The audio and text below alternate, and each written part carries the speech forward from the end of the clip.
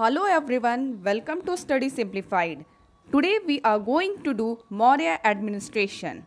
तो जिन्होंने भी पहले के वीडियोस नहीं देखे हैं तो वो जाकर वीडियो देखिए एंड जो MCQ वाले वीडियो हैं उसको भी देखिए ताकि आपकी अंडरस्टैंडिंग और बेटर हो जाए। तो चलिए स्टार्ट करते हैं। लास्ट लेक्चर में हमने मौर्य के जो भी इम्पोर्टेंट रूलर्स हैं उनको पढ़ा था, ठीक है। इस वीडियो में हम लोग उनकी एडमिनिस्ट्रेशन के बारे में बात करेंगे। तो चलिए स्टार्ट करते हैं। मौर्य एडमिनिस्ट्रेशन जो था ना वो बेसिकली सेंट्रल एडमिनिस्ट्रेशन हुआ करता था। डैट मीन्स कि उनकी जो किंगडम थी ना प्रोविंसेस में डिवाइडेड थी, लाइक 5 प्रोविंस थे बेसिकली। तो ऐसा हुआ करता था कि each province was ruled by one governor, ठीक है। और वो जो गवर्नर होते थे ना वो रिपोर्ट करते थे किंग को, और जो किंग था he was at the centre and he was assisted by मंत्री परिषद। तो आइए ये देखिए, अकॉर्डिंग टू कौटिल्य। अच्छा, कौटिल्य ने एक बुक लिखी थी जिसको बोलते हैं अर्थशास्त्र, जिसमें मौर्य एडमिनिस्ट्रेशन के बारे में डिटेल में दे रखा है, ठीक है। वो मैं आपको आगे में पढ़ाऊँगी। तो उनके अकॉर्डिंग बेसिकली 7 एलिमेंट्स होते थे एक स्टेट के, ठीक है। जैसे कि उसको सप्तांग थ्योरी भी कहते हैं, ठीक है।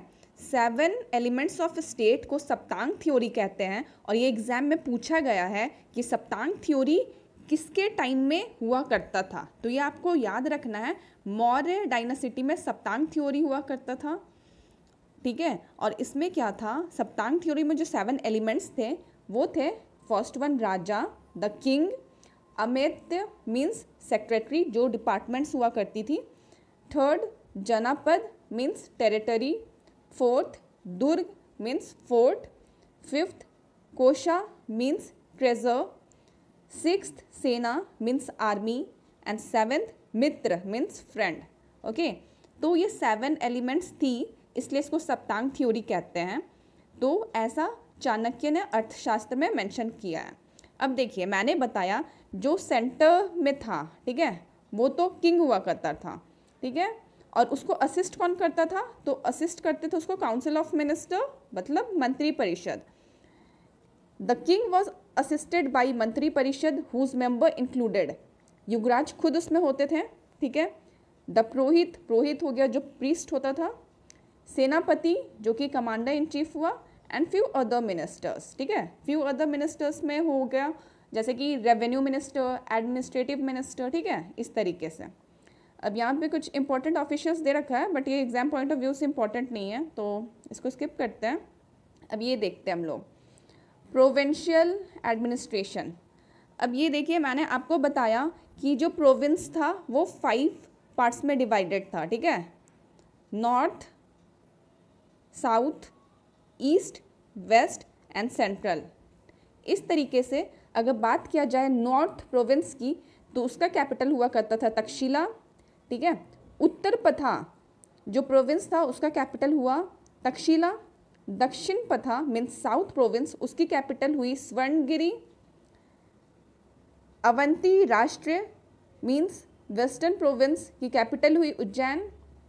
प्राची मीन्स सेंट्रल और ईस्टर्न प्रोविंस की कैपिटल हुई Pataliputra. And eastern province Kalinga, उसकी कैपिटल हुई तोशाली। तो ये आपको याद रखना है, ये एग्जाम पॉइंट ऑफ व्यू से इंपॉर्टेंट है। ये जो 5 प्रोविंसेस है उसकी कैपिटल कहाँ कहाँ थी ये बेसिकली इसमें याद रखना है, ठीक है। अब आगे देखें तो एडमिनिस्ट्रेटिव यूनिट देखिए, चक्र मीन्स 1 प्रोविंस, ठीक है। उसके जो हेड होते थे वो होते थे राष्ट्रपाला। आहार, आहार हो गया एक डिस्ट्रिक्ट, ठीक है, उसके हेड होते थे प्रदेशिका। संघारना, अ ग्रुप ऑफ 10 विलेज, उसके हेड को बोला जाता था गोपा। ग्राम, एक गांव जिसके हेड को बोला जाता था ग्रामिका। तो ये आपको याद रखना है। एडमिनिस्ट्रेटिव यूनिट बेसिकली प्रोविंस, उससे छोटा डिस्ट्रिक्ट, उससे छोटा ग्रुप ऑफ विलेज और उससे भी छोटा एक गांव। तो उसके हेड दे रखा है, सबसे बड़ा हुआ राष्ट्रपाला, देन प्रदेशिका, देन गोपा एंड देन ग्रामिका, ठीक है। समझ रहे होंगे आप लोग। अब हम आ जाते हैं म्युनिसिपल एडमिनिस्ट्रेशन। इसमें ऐसा कुछ नहीं है, ये आप लोग मत देखिए, इसमें कुछ एग्जाम पॉइंट ऑफ व्यू से इम्पोर्टेंट नहीं दिया है। बात करते हैं इकोनॉमी की, तो ये थोड़ा इम्पॉर्टेंट है, इसको देखिए। यहाँ पे टैक्सेस का बात किया तो ये पता होना चाहिए मौर्य काल में जो टैक्सेस होते थे, रेवेन्यू कलेक्शन होता था, उसका प्रोसेस क्या होता था। तो the state controlled almost all economic activities, ठीक है। Tax collected from peasant, agricultural tax हुआ ये, varied from 1/4 to 1/6 of the produce, ठीक है। अब इनका जो एग्रीकल्चर टैक्स होता था ये 1/4 to 1/6 होता था। ये एग्जाम में कई बार पूछा गया है, तो ये याद रखिएगा नंबर, है ना। नेक्स्ट आता था इनका वाटर टैक्स, जो कि the state also provided irrigation facility. अब इरीगेशन फैसिलिटी प्रोवाइड कर रहे हैं तो उसके लिए वाटर टैक्स लेते थे वो लोग, ठीक है ना। उसके बाद आता है टोल टैक्स। टोल टैक्स में क्या होता था, जो दूसरे जगह के लोग आके अपना प्रोडक्ट बेचते थे उनके एरिया में, तो वो लोग टोल टैक्स लेते थे। अपना जो भी कम्युनिटीज़ वगैरह बेचते थे तो उस पर टोल टैक्स लगता था। तो इस तरीके से 3 टैक्स होती थी basically, agricultural tax, water tax and told tax. तो इकोनॉमी एक्टिविटी जो है वो पूरा स्टेट कंट्रोल करता था। अब हम लोग बात करते हैं मौर्य आर्ट की। मौर्य आर्ट में आपको याद रखना, अच्छा ये एक विजिटर थे, फाहिन नाम है, वो गुप्ता पीरियड में, ठीक है, अभी तो नहीं, गुप्ता पीरियड में विजिट किए थे पटना, ठीक है। तो उन्होंने ऐसा बोला था कि these places are so beautiful and excellent that they appear to be creation of God rather than man. अब इसी से सोच लीजिए ये जो मौर्य आर्ट है वो कितना अच्छा हुआ करता था कि ऐसा फाहिन ने बोला था, ठीक है। तो अब देखते हैं कौन कौन सा most important exam point of view से। तो the first one, the fort lion capital at Sarnath. Lion capital कहाँ मिलता है, सारनाथ एंड सांची, ठीक है। Lion capital of Sarnath was adopted as national emblem of India on 26 January 1950। अच्छा, तो अपना जो नेशनल एम्बलम है ना वो सारनाथ से लिया गया है, 4 लायन कैपिटल है। इसमें बेसिकली क्या है कि 4 लायंस है facing east, west, north and south. तो ये मौर्य काल के ही टाइम से आया है और इसको नेशनल एम्बलम कब लिया गया था, 26 जनवरी 1950। तो ये आपको याद रखना है, ये इंपॉर्टेंट है, एग्जाम में आ चुका है। इसके अलावा बात करें तो single lion capital, single bull या तो कार्व्ड एलिफेंट एट धौली, ये सब मौर्य काल के समय का है। और ये बहुत इंपॉर्टेंट है, carved elephant at Dhauli, Dhauli कहाँ है, उड़ीसा में। तो ये एग्जाम में बहुत बार पूछा गया है, ठीक है। कार्व्ड एलिफेंट जो मौर्य काल में बहुत फेमस हुआ करता था वो किस प्लेस पे हुआ करता था, तो ये धौली ऑप्शन में आएगा, ये आपको करेक्ट करके आना है, ठीक है। इस तरीके से हम लोग देखें तो कुछ एग्जाम्पल्स हैं, बेसिकली 2 एग्जाम्पल हैं, वो आपको याद रखना है। बराबर केव, ठीक है, जो कि जहानाबाद में है, एंड नागार्जुनी केव जो कि गया में है। ये मौर्य आर्टिशन के यहाँ पे एग्जाम्पल्स देखने को मिलता है। केव्स हैं, रॉक एडिक्ट्स हैं जो कि मौर्य काल के टाइम के हैं। तो याद रखिएगा बराबर केव एंड नागार्जुनी केव, ये बहुत ज़्यादा फेमस एग्जाम में आ चुका है। स्तूपा की बात की जाए तो आपको 2 याद रखना होगा, सांची स्तूपा एंड बरहुता स्तूपा, ठीक है। ये आपको याद रखना है, ये भी एग्जाम में पूछा जाता है। तो चलिए, इस तरीके से हमने मौर्य आर्ट भी देख लिया। अब हम लोग देखते हैं सोर्सेस, जहाँ से हम लोग को मौर्य की हिस्ट्री का पता चलता है या इन्फॉर्मेशन मिलता है, ठीक है। तो जो सबसे पहला सोर्स है वो है कौटिल्य। अच्छा, कौटिल्य का और क्या क्या नेम है मैंने आपको बताया था, तो आप कमेंट सेक्शन में बताइएगा, ठीक है। चलिए मैं ही बताती हूँ, एक नाम तो मैं बता देती हूँ। कौटिल्य का जो दूसरा नाम है वो चाणक्य भी है, एंड इनका जो ओरिजिनल नेम है जो मैंने लास्ट क्लास में बताया था वो आप बताइए, ठीक है। सो कौटिल्य ने लिखा था अर्थशास्त्र। इसमें basically political and economic condition of Maurya period के बारे में डिस्क्राइब किया हुआ है। मौर्य एडमिनिस्ट्रेशन जो था, उनकी जो गवर्नमेंट थी, उसके बारे में डिस्क्राइब किया गया है। और ये बहुत एग्जाम पॉइंट ऑफ व्यू से इम्पॉर्टेंट है। ऑप्शन क्वेश्चन रहेगा कि कौटिल्य ने किसकी रचना की थी, 4 ऑप्शन रहेगा, उसमें से अर्थशास्त्र रहेगा, तो आपको वो सही करके आना है। नेक्स्ट देखा जाए तो मेगास्थनीज ने इंडिका लिखी थी। अब मेगास्थनीज कौन थे, तो मेगास्थनीज वही थे जो सेल्यूलस निकेटर ने जिनको भेजा था चंद्रगुप्त मौर्य के पास। तो he was ambassador of Seleucus Nicator in the court of Chandragupta Maurya, ठीक है। अब इन्होंने क्या लिखा, तो इन्होंने भी चंद्रगुप्त मौर्य के टाइम में जो उनका एडमिनिस्ट्रेशन हुआ करता था, पॉलिटिकल, सोशल, वो सब उन्होंने अपने बुक में डिस्क्राइब कर रखा है, ठीक है। जिसमें से जो ओरिजिनल कॉपी है ना, वो बोला जाता है कि वो तो लॉस्ट हो चुका है। It has survived only as quotations in the text of classical Greek, ठीक है। तो अब आगे देखते हैं। विशाखा दत्त की बुक है मुद्र रक्षसा। अब इसमें क्या है कि it gives an excellent account of prevailing socio economic condition. Mudrarakshasa basically ऐसा बताया गया है उसमें कि चाणक्य के हेल्प से चंद्रगुप्त मौर्य ने कैसे नंदा को ओवरथ्रो किया। It describes how Chandragupta Maurya get Chanakya assistance to overthrow Nandas. तो ये बुक भी बहुत इंपॉर्टेंट है एग्जाम पॉइंट ऑफ व्यू से। तो चलिए, मैंने आपको 3 बुक्स बताई। एक तो कौटिल्य की अर्थशास्त्र, दूसरी मेगास्थनीज की Indica, and the third one is Vishakha Datta की मुद्र रक्षसा, ठीक है। अब हमें इसके अलावा कुछ इन्फॉर्मेशन पुराना से भी मिलता है एंड बुद्धिस्ट लिटरेचर से भी कुछ इन्फॉर्मेशन मिलता है, बट यहाँ पे ऐसे कुछ एग्जाम पॉइंट ऑफ व्यू से इम्पॉर्टेंट नहीं है। वो 3 बुक आप याद रखिएगा। अब बात करते हैं आर्कियोलॉजिकल सोर्सेस। अब जो भी इन्फॉर्मेशन हमें मिला मौर्य काल के समय, वो मैक्सिमम अशोका एडिक्ट्स का है। तो अशोका एडिक्ट्स के जो भी इन्फॉर्मेशन है वो फर्स्ट टाइम कब मिले, जब जेम्स प्रिंसेप, इनका नाम याद रखिएगा, इन 1837 डेसिफर किया गया इन्फॉर्मेशन। जो भी इंस्क्रिप्शंस है, James Prinsep was the first person to decipher Maurya inscription. तो ये एग्जाम पॉइंट ऑफ व्यू से इंपॉर्टेंट है, कई बार एग्जाम में पूछा जा चुका है पीसीएस एग्जाम में, ठीक है। तो इनका नाम यहाँ पे याद रखना है। एंड कुछ इंस्क्रिप्शन है famous, Junagadh rock inscription Rudradaman का, ठीक है। ये आप याद रखिएगा, ऐसे एग्जाम में पूछा जाता है कि जूनागढ़ रॉक इंस्क्रिप्शन किस रूलर के बारे में है। 4 ऑप्शन रहेंगे एंड आपको सही चूज़ करके आना है रुद्रदमन। ये पीसीएस एग्जाम में बहुत बार पूछा जा चुका है, इंपॉर्टेंट है, इसको अच्छे से पढ़ लीजिएगा, ठीक है। अब जैसे कि हम लोग आते हैं इंस्क्रिप्शंस, जो भी उनका रॉक एडिक्ट था, पिलर एडिक्ट था, उसको देखते हैं क्या क्या पढ़ना है। तो यहाँ पे हम लोग पहले देखते हैं रॉक एडिक्ट, ठीक है। तो रॉक एडिक्ट में है 14 मेजर रॉक एडिक्ट्स, जो कि 14 जगह इनको देखने को मिला। इसमें बेसिकली वेरियस प्रिंसिपल ऑफ धमा के बारे में बताया गया है, ठीक है। जैसे कि इसमें से एक ढौली भी होगा, जूनागढ़ भी है, इस तरीके से 14 है। तो इसमें आपको ये याद रखना है कि जो रॉक एडिक्ट्स था किस चीज़ के बारे में बोला गया है, कंटेंट क्या है।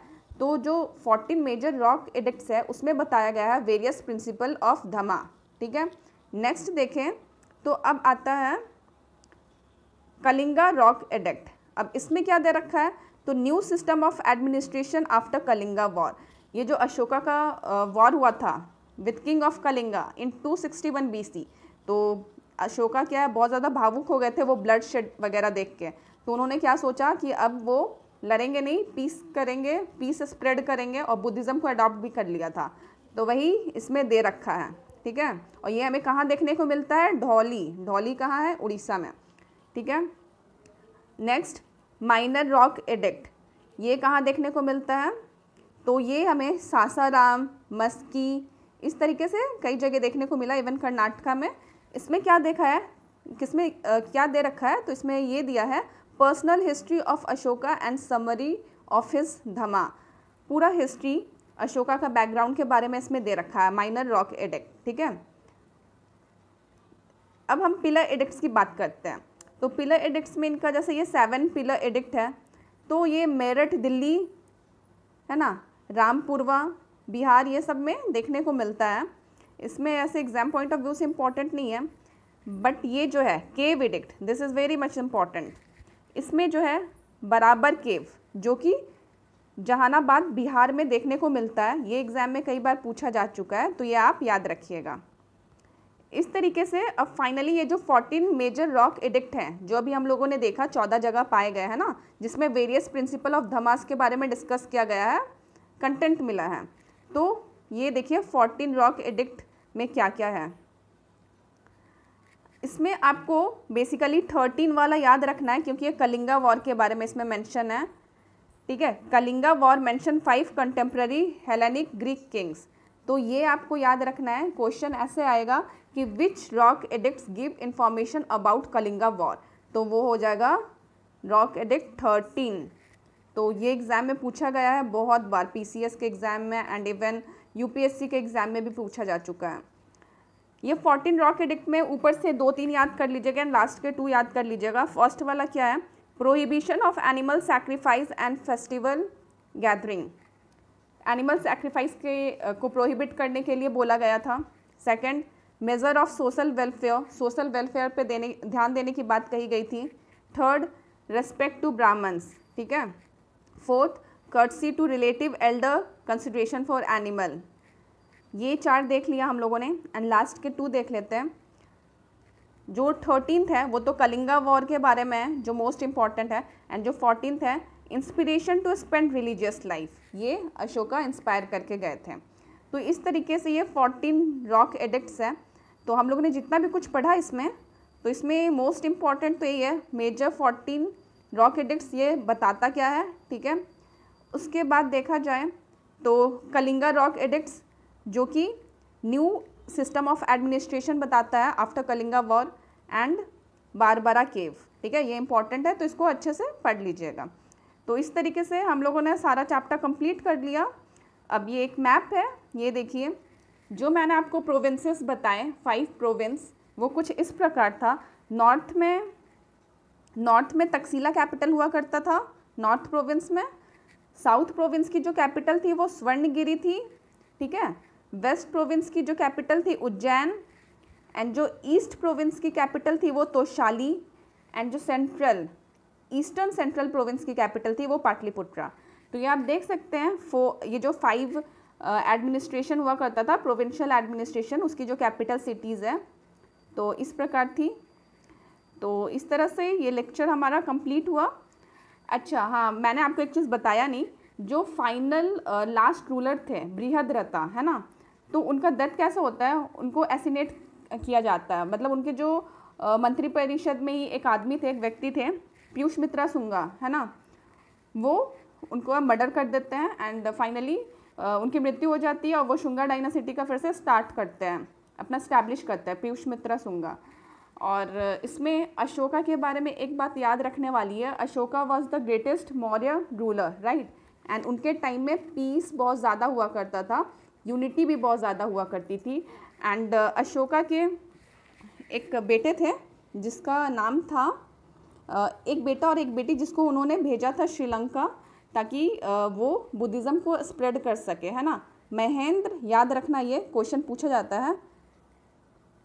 महेंद्र बेटा था और जो उनकी बेटी थी उसका नाम था संघमित्रा, ठीक है।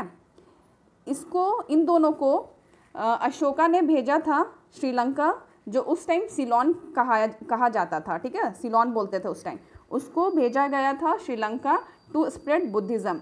तो इस प्रकार देख सकते हैं कि अशोका ने कई सारी मिशनरीज़ को अदर किंगडम्स में भेजा to spread peace and to spread Buddhism.